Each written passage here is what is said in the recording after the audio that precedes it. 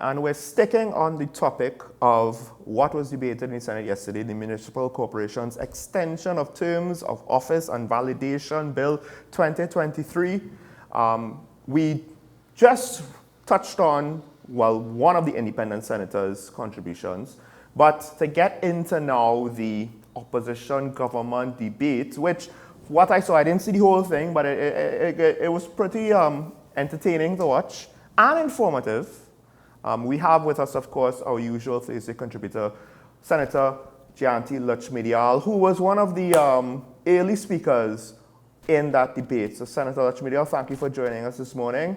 First of all, good morning. How are you going? It's been a while since we've been able to see you. Because, we have a very incredibly busy schedule these days, both parliamentary and of course my usual gig, which is really the law. So very, very busy, but I'm glad to be able to see you as well today and not just be on the telephone. So I'm doing well. Good morning to you and all of your viewers. So something interesting happened while you were speaking yesterday. The government, I think, was to some extent interrupting you, and the president of the Senate actually had to give them pause and say, well, look, Senator Lutchmedial is directly answering some of the claims that was made by the government. Now, it seems as though the narrative over this issue is very much trying to be contested by both sides. So I don't know if you could kind of give us a brief summary of some of the things that went on in the debate over this bill. Yeah. So this debate yesterday was a validation bill, meaning that because of the government's incompetence, because of the fact that they, and I say deliberately, and I'll get into why I say deliberately, placed a wrong interpretation on the law and allowed persons to act beyond their term of office. It's necessary now to validate their actions. Otherwise, regional corporations will face an avalanche of litigation. Money spent would be done. So, it was wrong, actually. They had no power to do it. So Parliament has to now come and fix the mess created by the government. And I want to reiterate, which I did yesterday, because people were saying that, Parliament made a bad law. No, Parliament made a perfectly good law. It's just that specific section I'm speaking about the 4-year too. It's that the government decided that they will put a spin on it and interpret it in such a way as to put off elections. So we went there to fix it. Of course, part of the debate centered around the fact that we were there because of the government's sorry, forgive me, I think I'm picking up a little bug. But, we were there because they insisted that they had the correct interpretation. From November last year, the UNC came out, we went to court, we wrote them pre-action correspondence. We said, you're wrong, this cannot be done. We asked the court to injunct them. And that's where I got into the affidavit evidence of the minister, who said that you cannot stop people from acting in office for the, until this matter is heard, because that will be, disastrous, and garbage will pile up high to the sky, and local government will become, will totally shut down, and nobody to activate disaster management. And he went to town before the court saying it couldn't happen. Lo and behold, now that they get licks in the Privy Council, they have come and said, well, we'll call election 3 months from the date of the judgment. So for the next 3 months, I'm so sorry. For the next 3 months, you have no local government representatives. For the last 6 months, you have been deprived of the opportunity to vote for your own representative, which you ought to have had since December. Well, they had 3 months, right? So from between December and March, we should have had an election. They imposed the representation upon you. And now they have come to try. And one of the reasons why I was perhaps so vociferous yesterday is because the PNM are always, and this is something that they do continuously, they try to spin the narrative. So we actually went to the level, and I consider it to be stooping below the white line in the road, where they started to analyze the composition of the panel in the Privy Council and say that, oh, well, we had 2 Scottish judges, and supported, of course, by some independents who, bring the word independence into, question, but coming there to say that the Privy Council had 2 Scottish judges who ruled in the favor of the UNC, and perhaps, they have their own issues, and this was really meant to be a shot across the bow at the English Parliament, and all kind of excuses for why they lost. And at the end of the day, it was a matter of statutory interpretation that they did not get wrong. I say deliberate. And let me tell you why I say deliberate. The leader of the opposition, when the bill was first being debated in 2019 in the House, when it was laid, before it went to the Joint Select Committee, raised the issue of the increase in time for councillors and aldermen, the increase in the term of office from 3 years to 4 years, and asked whether or not it was important to bring something into the bill, like a clause or proclamation or something like that, in order to say that it will not affect sitting councillors because you don't want to extend the life of sitting councillors and aldermen. And the Minister of Local Government, who was then the Attorney General, got up and said, that's rubbish, that's nonsense. As I would quote my Honourable Prime Minister, that is poppycock. But, it is the same concern it's the same thing they turned around and did in 2022. Because and that's why I say they could not have been doing so under any misapprehension about statutory interpretation. It was deliberate. It was a deliberate attempt to avoid facing the electorate at a time when they were at their absolute lowest. Senator, the next step is in this entire conversation is local government reform as well. In fact, the Minister of Local Government, Faris Arawi, stood up yesterday and said that if the government had actually listened to the suggestion by the opposition leader that she demanded elections first and then reform after, he says you can't have your cake and eat it too, as none of the councillors would have benefited from it. How do you respond to the minister? That I would respond by saying what I always say. He is intellectually bankrupt, and the only thing worse than being not very bright is being lazy. And that is a terrible combination. And unfortunately, we find a lot of that in this PNM government, particularly I find on the Senate bench. There's a way that you do those things. Firstly, you proclaim legislation when you are ready to roll out and you are ready to bring in reform, okay? If you want to reform a system. You make sure that all of the infrastructure is there. You put things in place to make sure that you can operationalize things. This particular incarnation of the PNM are famous for bringing laws, and it remains on the statute books and it goes nowhere. So that's the first thing. The second thing is that, and I made mention in the past, when you want to have things that would affect a sitting council or alderman, for example, extending the term of office, you're delaying, whatever, you come with a specific provision that says that this will now apply to persons who were X, Y, and Z beforehand. So there's nothing wrong with doing that. There's just a right way of doing things. You don't try to slip it through the back door. What you do is you come to the parliament and you say, we've had an election.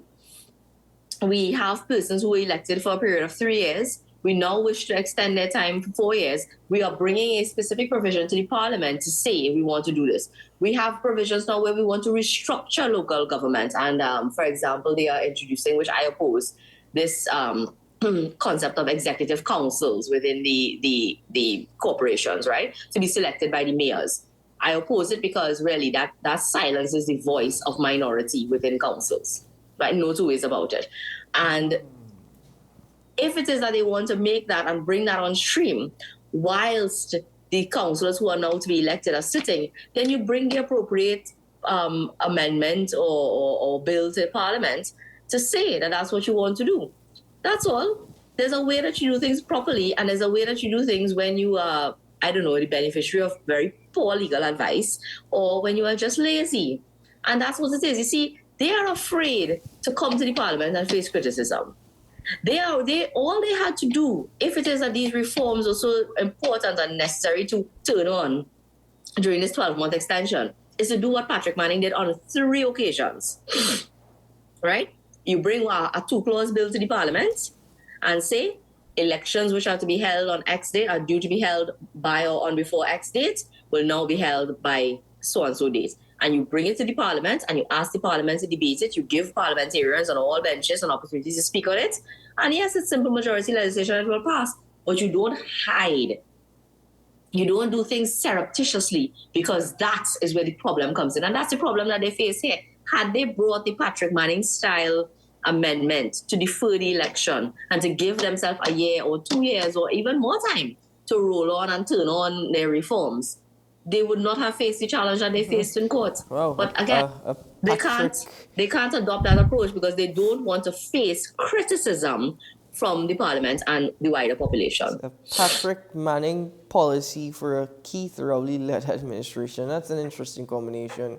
Opposition Senator, it is your strongest opinion that the current administration is not getting local government reform done the right way? Well, they're not getting it done at all. And one of the points that I raised in rebuttal yesterday, when they keep trying to justify their illegality with the election deferral, is saying that, they were turning on reforms. And I made reference to their own words. It's their own words that always come back to bite them.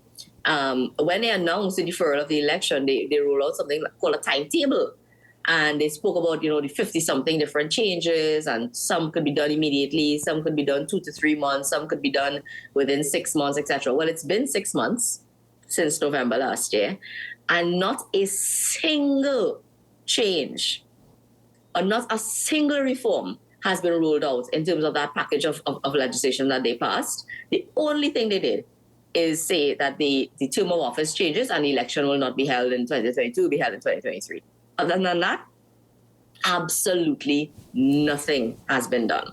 What they have been doing is going to the areas where they feel that they are shaky and that seats that they think they could lose in very key corporations, and they're now trying to make up for what they haven't done for the past 3 years. And I have no qualms about saying that because I'm very active on the ground in some of those areas and in some of those corporations, and I see it every day. So we see through the charade that they try to put on. With respect to them not getting it done right, there are particular things in that reform that the opposition, and that's why we didn't support the bill. We abstained from voting on it because there are specific things that we disagree with. Let me explain that executive council thing to you. They are creating these executive councils, and they say it is to mimic, like in the THA, you have a chief secretary, and then you have secretaries responsible for different areas and so on. So they want the corporations to run that way. But it is the mayor who ultimately will represent the party that wins the majority in a corporation. So where you have a split corporation, San Fernando, San Grande, Siparia, and others, the mayor or the chairman is the person representing the party that gets the majority of seats. You will still have a minority in San Fernando. Let me give you the example. You have 6 PNM, 3 UNC. When you set up these executive councils, it is the mayor who will then appoint people to these councils to take responsibility for different things: public health, infrastructure, this, that, the other. So anywhere that the mayor wants to have ultimate control, there's no requirement. For example, this is when you talk too much. There's no requirement, for example, that you must have someone from a minority on one of those councils. So what they can do when either a PNM or a UNC control corporation, and it's unfair either way, and I speak on fairness, and that's one thing that I think that I have earned the respect of many people. And despite whatever people might try to come and say to tarnish my character and get personal with me and so on in the parliament, I've earned a lot of respect because I'm fair. Imagine in a UNC control corporation where you might have 9 districts, and you have 7 UNC and maybe 2 PNM. Those 2 PNM people may not be appointed by the UNC chairman on any of those executive councils, and they will have no say in the day-to-day administration for those very key areas. And vice versa, in a PNM control corporation, they can basically isolate the minority UNC and put them on not a single one of those committees to have any input. Now tell me, how is that taking local government reform forward? Senator, we're almost out of time, but I just wanted to touch on the property tax, because local government and property tax kind of go hand in hand. That's also something you want to touch on. We don't have time to get too deep into it, but one thing I did want to ask you, one of our discussions, Karen basically said that, look, this 50% requirement to just get the valuation moving forward, she thinks it's a stalling tactic. And I'm wondering if it's kind of similar to some of your opinions with regards to local government reform, that we're seeing tactics being used and not necessarily reform and implementation. Would you agree with that? Well, I don't know if it's stalling, but what it is that they were trying to, the law requires that to trigger the process, you get 50% of the valuations done. And so they're making a modification to that. But, the bigger issue here is that you don't impose taxes and roll out taxes until you address the big picture of the economy. And that's the UNC's position here.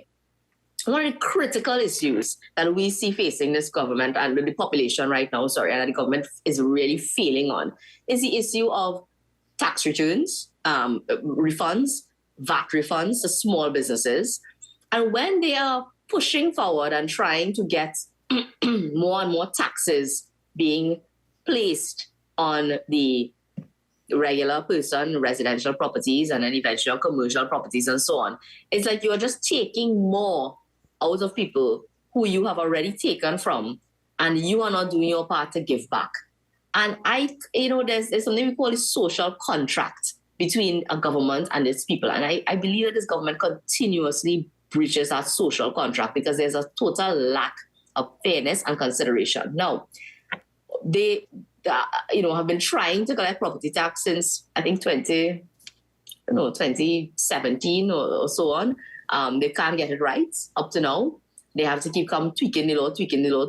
But at the end of the day, what they are adamant about is that they are going to get this done, no matter how many concerns are raised. And they are very aloof. They are very, how to put it? I know sometimes almost condescending when they respond to questions and concerns raised by the population about property tax and whether or not it would be an additional strain on the population. But that is just the nature of this government, and that's how they operate. That's how they treat with criticism. They treat you with contempt. They've treated the population with contempt over local government elections. They treat you with contempt when you raise issues of property tax. The response from the government, sometimes I hear them on property taxes, imagine rich people don't want to pay $1,000 a year in property tax. It's not that rich people don't want to pay $1,000 a year. It's rich people are concerned about, even if you have a property worth $2 million or $3 million, that, they've lost so much opportunity due to economic decline in the last couple of years that they are not cash rich. You might have assets, but you don't have cash because their small businesses suffered. Their small businesses shut down during COVID. They didn't survive, the closure of Petrotrin. Do you know in South Trinidad, for example, and in what we call the fence line communities for Petrotrin in Pointe-a-Pierre, Marabella and other places, how many people depended on that refinery being operational for their business? They are small contractors, subcontractors, whether it was a contractor to cut grass in Petrotrin or to provide food to people in Petrotrin, because Marabella was a buzzing hub of activity when the refinery was running. Those people still own buildings on the main road in Marabella. Their address is Southern Main Road, Marabella. It will be categorized as commercial. Some of them live upstairs and the businesses downstairs, but the businesses have shut down. You are coming down to value the asset that they have and impose property tax on them when their income has been compromised by PNM's mismanagement of the economy. Well, Senator, and nobody has addressed that issue as yet from the government. Well, Senator, I think we're going to have to end it there. Thank you very much for your time. I'm so sorry. About coughing. No, that's absolutely fine. That's In fact, fine. I was just about to say I'm so sorry that you're coming under the weather, but I do hope you get some rest, and I hope you feel better very soon. Thank you for your time and your contribution. Thank you again for having me. Have a good day to you and your viewers. You too. Get some rest. Take care.